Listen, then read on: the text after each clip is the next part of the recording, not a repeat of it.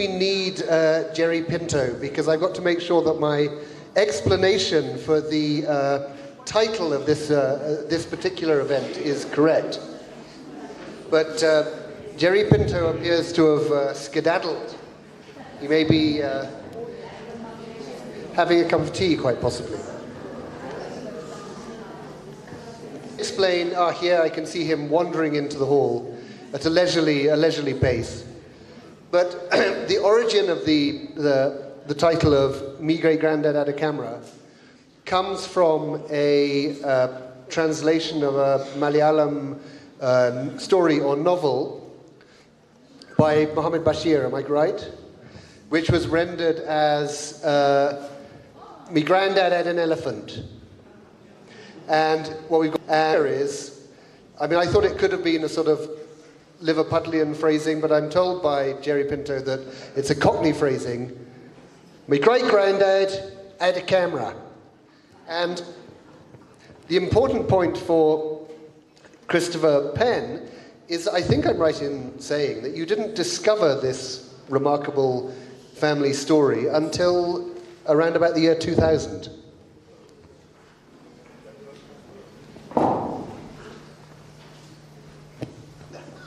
That's better. Yes, I discovered in my father's bureau, stuck behind the top drawer, a letter from a cousin Patricia, who I'd never heard of.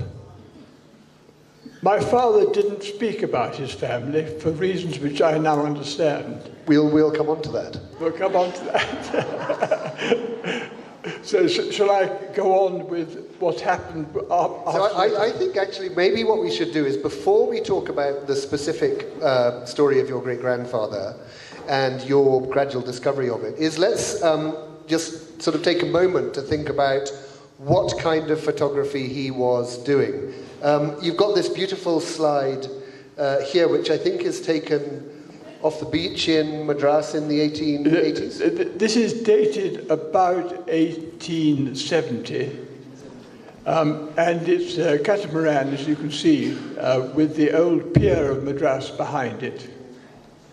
Exactly, launching the catamaran off the beach. And the story of photography in India, I think, begins really in the 1860s in a serious way, when you get a kind of ethnographic chronicling, which is slightly similar to work that was being done both officially and unofficially by people of mixed backgrounds, some people of Indian heritage, some people of British and European heritage, where there was a kind of classificatory process going on, where a rock, a temple, a tree, a place, a building, a certain kind of person was often captured through a very detailed drawing or painting. And I think that the kind of images that we're talking about this evening, which are mainly from southern India in the later part of the 19th century, are almost like sort of staged photographic representations of what previously would have been done by an artist. Would that be a fair way to describe them? That's absolutely right. Before photographic pictures were available, they were simply drawings or engravings, general engravings, and these were, of course, of limited circulation. And the kind of pictures that he took, it might be a washerman, it might be a water carrier, it might be a coachman, it would be somebody with a particular social function. It might be the individual, or it might be 3 or 4 people together, sometimes in a staged or semi-staged photo. It did occur to me that this one, presumably the lithe man on the left, would have had to remain extremely still. I mean, how long would the exposure of the photo have taken? So it would take at least 10 seconds that he would be holding. The whole process was looked on almost as a form of alchemy. People almost didn't understand how it happened, because after that photograph was taken, it then had to be put on to a glass plate, and then subsequently developed. But people didn't understand it at all. And as you say, the exposure would have lasted at least 10 seconds. So that poor chap standing there in a very graceful pose, isn't it, for 10 seconds? It is. So, I mean, the figure of your great-grandfather, he grew up in the south of England, west of England. He was coming from Somerset, and it would have presumably been quite a sort of brave and innovative and challenging thing to do, to go to a different country, take up a new technology, and invent himself, really, as a photographer. Patrick, is this working or not? Better. You're so absolutely right, but I wish we knew more about it. All that we do know is that he had left home before he was 12, that he arrived in Madras in 1864, aged 15, and already trained as a photographer. Okay, so that's amazing. I hadn't actually grasped that. I noticed that he then got married quite soon after that. He got married some time after that. Some time after that. Okay. I mean, he was a precocious lad, but I think 15 was a bit. Okay, so he was in his early 20s and his wife was 16? Yes, well, after he landed here in Chennai, he was sent up to Ooty to run the studio for the firm. Okay, so the firm that he was employed by was, was it a small operation? I mean, how many people would have been doing photographs in Ooty at that time? How many people? There would have been one or two firms at most. And his firm, which was called Nicholas Brothers, there were the two brothers, 2 or 3 assistants. It was very small indeed. And how did he decide what he was going to photograph or who he was going to photograph? I mean, the strange thing is that in your book there are so many amazing plates of very high quality photographs. Presumably there are lots of other ones that have disappeared into the mists of time. But I mean, from your research, what did they choose to photograph and why?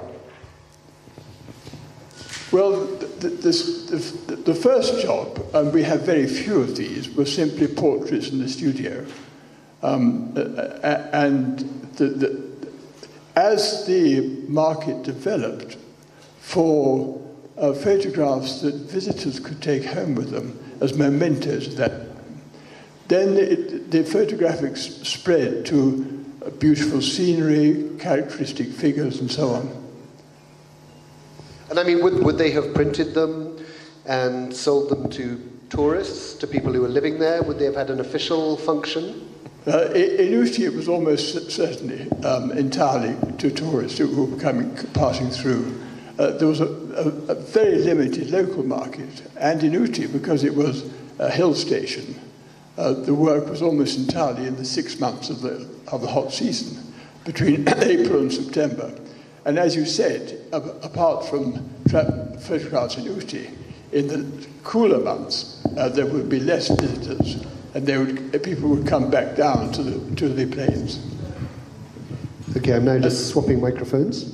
And I mean, were there any government regulations? I mean, were there times when people had to have, let's say, precursor versions of what then became the passport photograph? Would people have been obliged to be photographed, or was it something done for fun? Not that I know.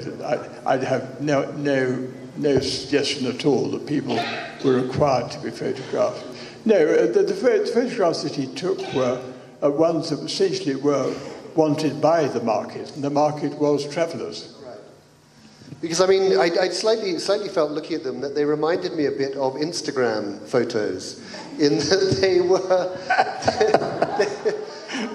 they were beautiful landscape shots, or they were people very much done up for the camera.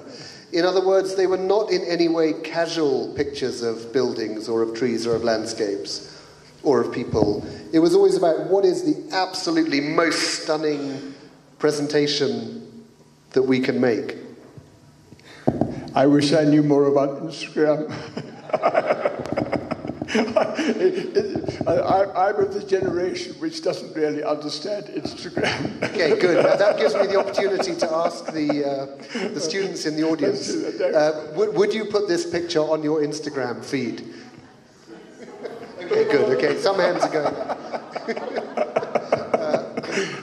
I think what I'm really meaning is that there's a sort of period after photography goes popular, really in the sort of early sort of first half of the 20th century, when a different kind of picture starts to be taken, and increasingly now pictures are being stylized in a way that slightly echoes the early decades of photography. I mean, that's so interesting. It never occurred to me. But what happened was, as I say, it was thought it was a form of alchemy, and it was very painstaking to produce a photograph like this. But then, 30 years later, in 1888, the Kodak camera was introduced, where people could just snap their own photos, and it became a popular pastime. It was no longer the work of the professional photographer, and that ruined the market for the commercial photographer like Penn. And in fact, he had to close his business and start again in 1899. Okay, so let's now go back a little bit to the historical circumstance. Talk a little bit about your discovery of the years when it was going reasonably well for him, the time quite soon after he got married, the prime of his career. Can you just describe what you've discovered about that a little bit? Well, it's a challenging question because we have absolutely no information about him apart from the photographs that he left behind. There's the only written record I have from A.T.W. Penn is a letter to his granddaughter written in 1909. Everything else has been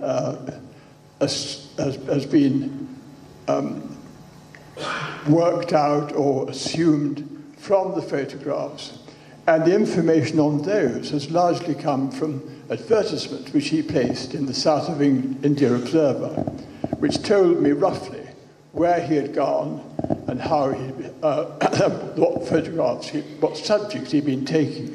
So how he used to work was that the studio was set up here in Ooty, and that was there to take portraiture, and he would have had an assistant who would have helped with that. And if he was away, they could still take portraits. There was no problem with that. But every year he went on trek through the whole of South India, bringing back bits and pieces. He was sometimes, as I think you may have been thinking of, he was sometimes required by the governor of Madras to accompany the governor on his trips and make a photographic record of where the governor was going and what was happening. And I mean, what sort of apparatus, what sort of camera, what sort of equipment would he have needed in order to be a photographer in those early days? Well, it was all very mysterious. They had a large tent in which they would develop after the photograph had been taken. The photograph is taken on a glass plate coated with wet collodion. And that whole process was very, very carefully done and difficult to do. And sometimes there were serious accidents, as happened with A.T.W. Penn on one occasion. After the photograph had been taken, it then had to be developed on the glass plate in complete darkness.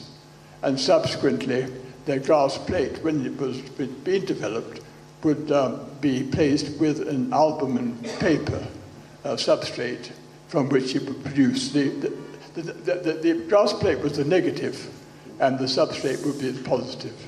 And the developing would have been done inside a small tent by his assistant? No, the developing could be done outside. It was only the process of with the wet plate being developed. That was done inside the tent. That had been in the dark. Once that had been done, once you had a negative on it could be carried anywhere. But it was still made of glass, so it was very fragile. Made of glass. And so whenever he was going out to take a photograph, even if he was just going down to Lord's Falls, but I say only just that was 20 miles down, 20 miles back, but he would do that journey more than once, but frequently. And I mean, do you know who his assistant been? Do you have the identity of that person? No, we don't. We know that he trained later a lady called Mrs. Edelge's father, called Hatherley, and I have one photograph which he has taken. But he was trained to take over. He wasn't one of the assistants. And he would certainly have had assistants. When he went out, he would have had to have had either a cart or a wagon, or possibly a number of porters, because they had to carry the tents, they had to carry all the chemicals, they had to carry the glass. I think it would have been easier to take a photograph in 1866 than to get to speak of them. I think what you probably need is somebody with a better voice, don't you? Anyway, this seems to be better. Also, this one can't be moved away, can it? And can you tell us just, I mean, some of the places round here where he took photographs? I mean, just describe some of the settings. Well, he took all of the picturesque views in which this place ran. I mean, if you get a booklet on the Nilgiris today, you'll see all the sorts of views which he took. You know, from Lamb's Rock, looking down the valley towards the Metabaliam. And then on the other side, he used to go right over towards Goudalore, and the whole of that side. So you get these great photographs with magnificent mountains and also the clouds coming up. There was a period when he was so fascinated by the movement of clouds, rather like Constable was doing on Wimbledon, in London. He was so fascinated, he did a series of cloud views where you could see the clouds mounting up behind the mountains behind. So that was the landscapes. Then, of course, there were also the people. And he was particularly interested, because visitors were interested, in the Toda people of the mountain, of the plateau. And so a very large number of his photographs were concerned with the Toda, but also the other tribes as well. And he took pictures of the Maharaja of Mysore and the Nizam of Hyderabad, am I right? Yes, you're right. How would that process have happened, do you think? I think the Nizam wanted his photograph taken. And Penn would simply have... in fact, in that particular case, he didn't go to the Nizam's palace in Hyderabad. The Nizam was spending his summer, hot season, here in Ooty, and he sat in Penn's studio, because I know from the photo, from the decoration behind him, he was sitting there in the studio like anybody else, even though he was right. Because I mean, the Nizam. You make a reference to what you learned from the Al-Qazi collection, but my impression is that the main photographic studios that were in Calcutta at that time would in most cases go out to the palace of the Raja, the Maharaja, the Nawab, and it would be very much a stylized set of the ruler and the ruler's family within the palace. Whereas, as you're saying, he got the people to come to his studio. Yes, there were... I don't know, have a single photograph which you would call stylized. It's a very interesting point. He was actually recording people as they were. And just to sort of take up that point, I mean, I think what's interesting about the ethnographic portraits is that they are recording people as they are. There's less of, if you like, the external gaze than you get in other pictures by photographers at that time. It almost seems as if it's done as a snapshot of life, as if that's what he wanted to record. Yes, I'm sure that's right. Because what the photographers, not only Albert Penn, but others wanted to record was life as it was then, because they could feel that the Western civilization was sweeping into the subcontinent. And it was important to make a record of people as they were, how they lived, and what they did. But this wasn't done so blatantly. There's one lovely photograph that he's taken, which is simply entitled "A Roadside View." But when you look at it, it actually shows precisely how a basket was manufactured. You've got the different stages going through and the finished product. And also up on the right-hand side, you've got a rattan mat being dried out. And so they were concerned to make certain